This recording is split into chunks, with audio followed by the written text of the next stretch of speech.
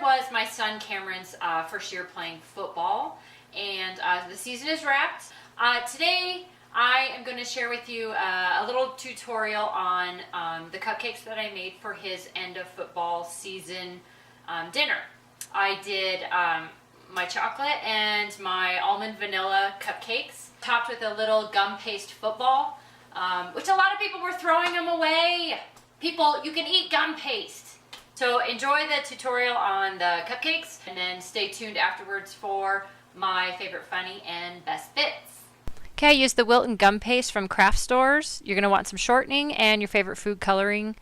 In this process, you just want to smear a bunch of frosting all over your surfaces in your hands, otherwise it'll stick. You add your color and just continue to knead the gum paste until it gets to the colors that you want. So here I'm just adding a little more, trying to get it to be brown. There it is.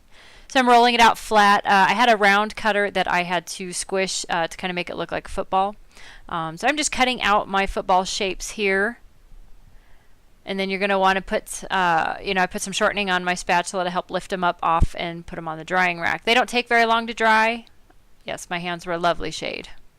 I'm just frosting my cupcakes with the buttercream frosting. Okay, they were all set up and dry, so now I'm just adding some detailed using my royal icing bag, just adding the little football details on top. Just finishing up. So yes, I'm cheating. I'm using my little Pampered Chef frosting maker thing. And there you have it. Just kind of stuck the little cute footballs on top on that poof of frosting. And I think the boys really enjoyed it, and I thought they turned out really cute. So hopefully you enjoyed a little bit of how I decorated Cameron's football cupcakes this year. I could share my recipes with you, but then I would have to kill you and dispose of your body. So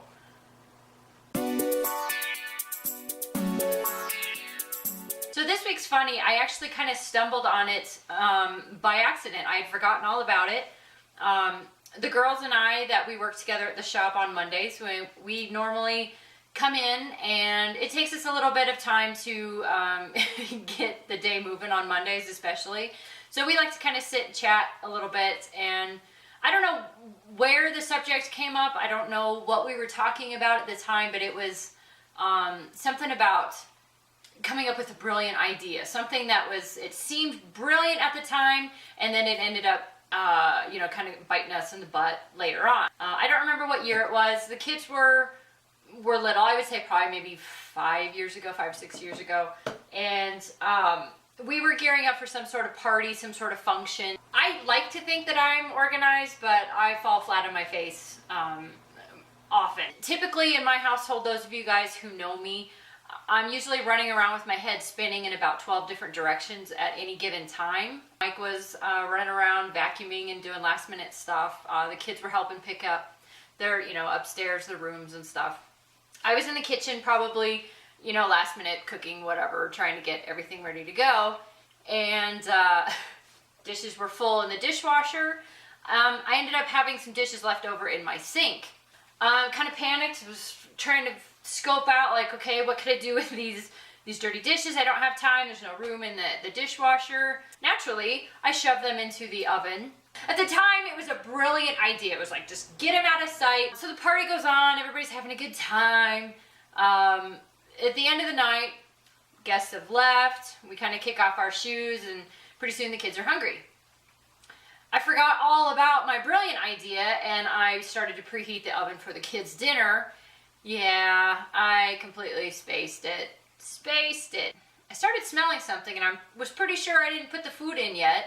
That panicked look from me to Mike, like, did you take the stuff out of the oven? Because I know I didn't take the stuff out of the oven. So it was run downstairs really quick. Luckily, it was like pots and pans. I think there were a few utensils. I think there was a spatula in there that I ended up having to throw away because it was, melted at some funky angle. Cleaned up the mess, got dinner going, crisis averted that night.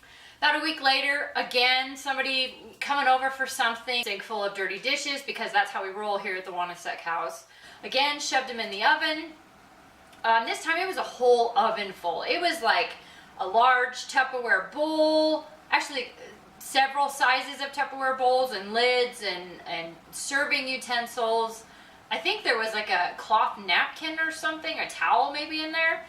Kind of shoved it all in there at the time, didn't think about it. Till the next morning, I thought I'm gonna make a casserole today. Started to preheat the oven. Pretty soon it was that odd aroma of melting plastic and burning napkin, maybe? It was pretty bad. It was like a toxic event happening in my kitchen. So again, tear down the stairs, come down, the kids are choking, it's awful. Open it up. Luckily the napkin was not on fire, but there was smoke, there was just a plastic, toxic, melted mess inside my oven.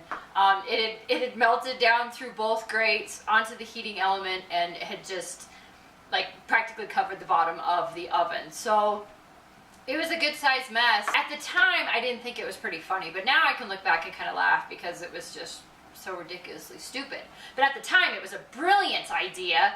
So needless to say, I have a whole collection of utensils. Like that end of the spoon was melted off. Same with the fork.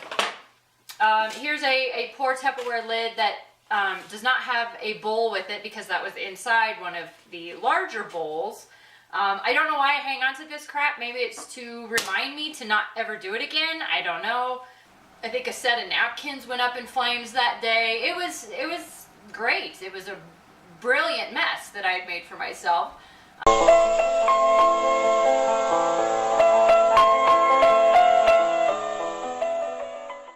My poor kids and husband, you know, it was almost a hazmat and gas mask type situations. I took the grates out back and ended up using a hammer and just wailing the crap out of it to get the plastic off. I think I haven't done it since, so I'm pretty sure that was the end of my brilliant idea of shoving crap into the oven. I think I might have to get a little more creative. It's not a brilliant idea to throw crap into the oven. Maybe I can use the refrigerator.